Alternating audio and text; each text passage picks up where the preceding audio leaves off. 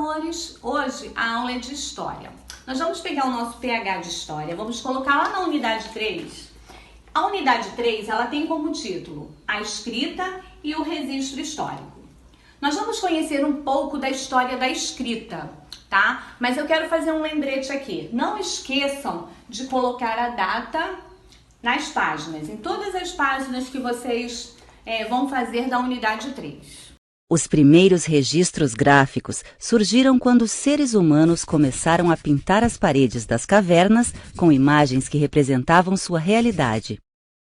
Embora a pintura rupestre esteja longe do que hoje chamamos de escrita, ela mostra que os grupos humanos sentiram a necessidade de registrar fatos, ideias e sentimentos. Na periodização tradicional, a escrita é a marca que separa a pré-história da história. No início da escrita, uma das manifestações mais comuns era a pictografia.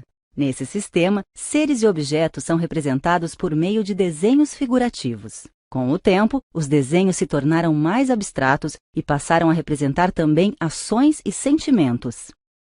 Acredita-se que a maioria dos registros escritos surgiu das relações sociais cotidianas ligadas, por exemplo, às práticas religiosas e às atividades comerciais. A escrita foi criada de forma independente em sociedades de várias partes do mundo, como na Mesopotâmia, no Egito e na China. Na cidade suméria de Uruk, foram encontrados os registros escritos mais antigos de que se tem notícia. A escrita cuneiforme é originária do sul da Mesopotâmia, no atual território do Iraque. Há indícios de que ela foi inventada pelos sumérios. Na escrita cuneiforme sumeriana, cada sinal era gravado na argila úmida com a ponta de um estilete de vime e, por isso, adquiria a forma de cunha. Essa escrita tinha cerca de 2.000 signos. Alguns representavam palavras e outros prefixos e radicais. Cerca de 1.000 anos depois, no Egito Antigo, surgiu a escrita hieroglífica. Os hieróglifos são desenhos que representam ideias ou sons. Naquele tempo, a escrita era domínio quase exclusivo de profissionais especializados, chamados escribas. Os caracteres cuneiformes dos sumérios e os hieróglifos egípcios estão entre os exemplos mais antigos de escrita ideográfica. Outro exemplo são os caracteres chineses. Os mais antigos registros conhecidos têm cerca de 3.500 anos. Mas já há descobertas indicando que as origens da escrita chinesa talvez sejam muito mais antigas.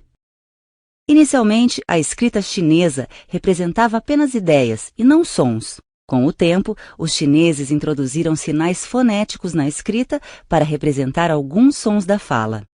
Com base em escritas mais antigas, os fenícios aperfeiçoaram o sistema criando o alfabeto. 22 letras representavam os principais sons da língua desse povo, que habitava uma estreita faixa de terra situada entre o litoral do Mar Mediterrâneo e as montanhas do atual Líbano. O alfabeto foi criado para facilitar a atividade comercial fenícia, que se expandia por todo o Mar Mediterrâneo. Posteriormente, os gregos aperfeiçoaram o alfabeto fenício ao acrescentar as vogais. O alfabeto fenício foi a origem dos sistemas alfabéticos modernos, como o grego, o árabe, o hebreu e o latino. O alfabeto latino ou romano é o sistema de escrita que deu origem à língua portuguesa, entre várias outras. Não podemos deixar de falar da escrita nos tempos da internet. A escrita não foi abandonada com o uso da internet.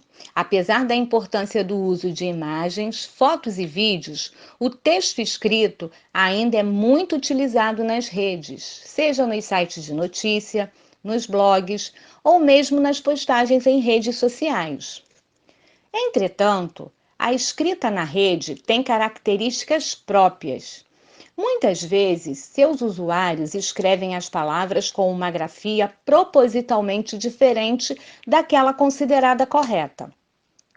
Usam muitas abreviações e misturam o texto escrito com formas de representações de ideias ou sentimentos, como os emojis.